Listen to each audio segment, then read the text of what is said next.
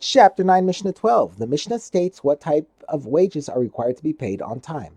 Whether someone owes a person's wages, i.e. wages for hiring a worker, or payment for renting an animal, or payment for renting utensils, he is subject to the requirement to pay on time based on the verse in Deuteronomy chapter 24, verse 15. You shall give him his wages on that day.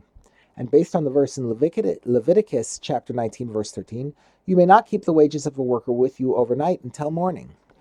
The Mishnah discusses when this prohibition applies and when it does not apply. When does a person violate the prohibition against paying a worker late? When the worker asked him for his wages and the employer did not pay within the proper time. But if the worker did not ask him for his wages, the employer does not transgress the prohibition if he does not pay on time, because we could assume that the worker agrees not to be paid right away.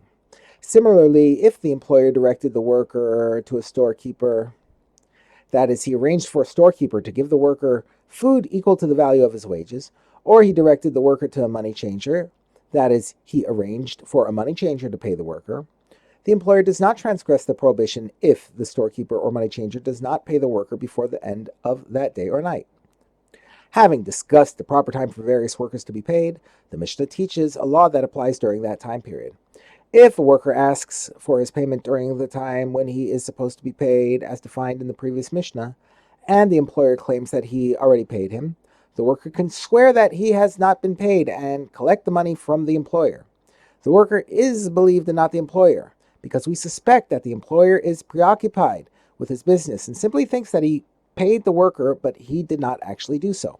However, once the proper time for the worker to be paid has passed, if the worker claims that he was not paid and the employer claims that he paid him, the worker cannot swear and collect his wages. Rather, the employer can swear that he paid the worker and he is then exempt from paying. This is because we assume that even a busy employer makes sure to pay his workers before the deadline so as not to transgress the Torah's command against paying late. Therefore, once the deadline is passed, the employer is believed and not the worker. But if there are witnesses who testify that the worker asked the owner for payment right before the deadline, and the employer pushed him off until later, then even after the deadline, the worker can swear that he was not paid and collect his wages. In this case, the worker is believed even after the deadline, because the employer was clearly not concerned about missing the deadline. The Mishnah concludes with a unique case. If someone hires a ger toshav, a non-Jew who agrees not to worship idols, as a night worker, he is subject to the verse in Deuteronomy chapter 24, verse 15. You shall give him his wages on that day, and he must therefore be paid before sunset. However, if he is hired as a day worker, he is not subject to the verse in Leviticus chapter 19, verse 13. You may not keep the wages of a worker with you overnight until morning, and thus he does not have to be paid before the next morning.